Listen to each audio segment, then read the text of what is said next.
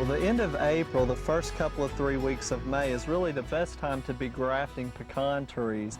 And the reason that an individual would want to graft a pecan is maybe because they have an existing tree in their yard, landscape, or orchard, and they don't like the quality of the pecans, so they want to change out the cultivar basically. And the way you do that is purchase scion wood, or you can collect it yourself, and usually that's done during the dormant season. And if you purchase it, there are several suppliers in the regional area here that you can purchase it from, but you get an improved variety, a named variety of pecan that you're sure you're going to get standard quality size pecans year after year, so you graft on to the tree to do that. Now when you get scion wood, which is the top part that you're grafting, a lot of times it will come in a bag like this, and it's been stored in the refrigerator where it doesn't freeze. And a lot of times it's wrapped in newspaper or in paper towels, and it will come in a bundle, usually about 6-8 inches long. And you want to keep it moist, but you don't want to get it too wet that it molds or anything on you. And again, you don't want it to freeze, but you just keep it dormant basically throughout the time and moist. And you'll need to pay attention to the way the buds are at the angles, because you want to make sure you graft it right side up. But again, this is a scion wood. This is a part you would collect or purchase to get a named cultivar to put on your other existing tree. So the storage and those kinds of things are very important for the success of it. Now obviously the wood is dormant again, but the time that you know it's ready to start grafting is when the pecan wood starts slipping.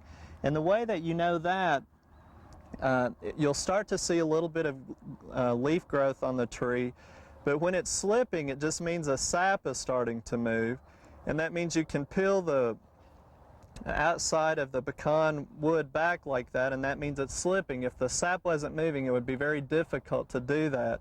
And you can see this inner side is actually the cambium layer that's really connected, and that's what you're trying to match up in your graft. Now the type of graft that I'm going to demonstrate here is a bark graft, a bark inlay graft. And what you do is, say this was a seedling tree that I wanted to graft on, and you can graft up to 4-6 inches in diameter, a lot bigger than that, and there are different grafting methods. But the first thing you do is cut the area off level that you want to graft onto, and this would be called my rootstock, and this is my scion again.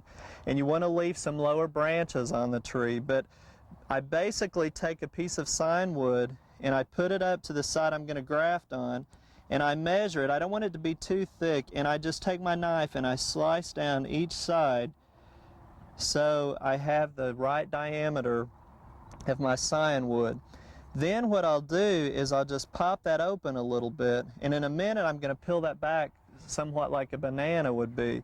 But on the scion wood, you would keep it wrapped up through all this process. Take it out, and then after you've measured it, you actually whittle it back and you angle it, as you can see here, at a 45-degree angle, a little harsher, where it's pretty narrow down here at the bottom and a lot fuller at the top.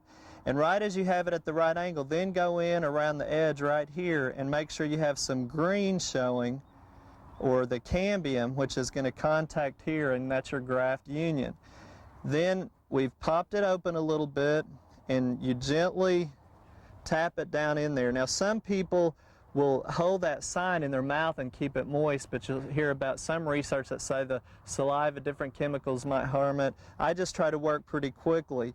And you push it down, not all the way, but you leave, oh gosh, a little less than maybe a 1/4 inch or so above the flat angle.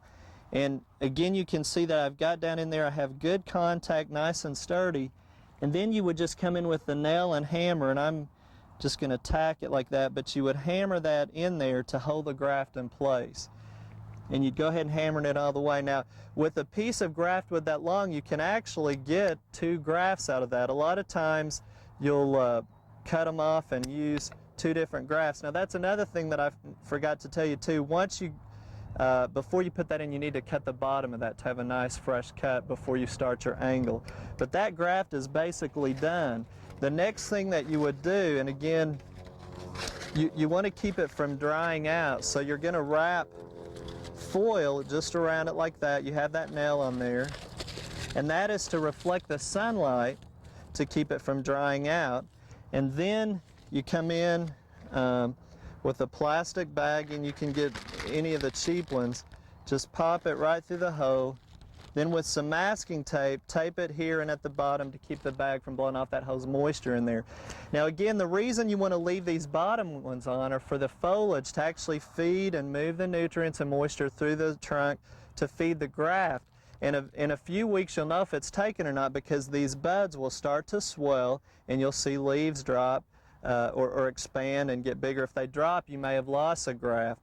But this also keeps the crows and birds from landing on this graft. Sure enough, if you leave just one like that, you'll be surprised how many birds will land on it and want to break it off. So these are some extra throttle, so to speak, to help force it to grow and also keep the birds from landing.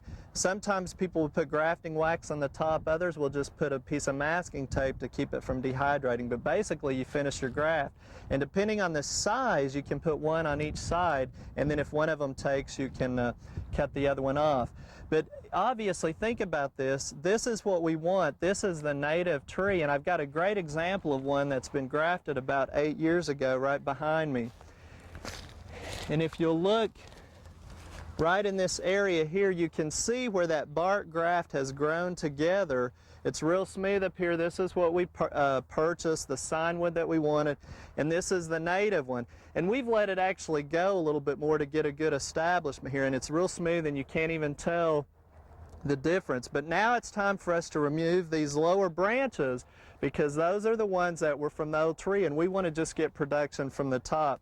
And we'll actually cut those off in a minute and remove them. It'll give us a little bit more sunlight, but those lower branches have also helped protect it from sun scald. So grafting is pretty simple. If you want more information, check your county extension office. There's 8, 10, 12 different sheets just on grafting, how to do it, and also you can get the sources for graft wood from your county extension office as well.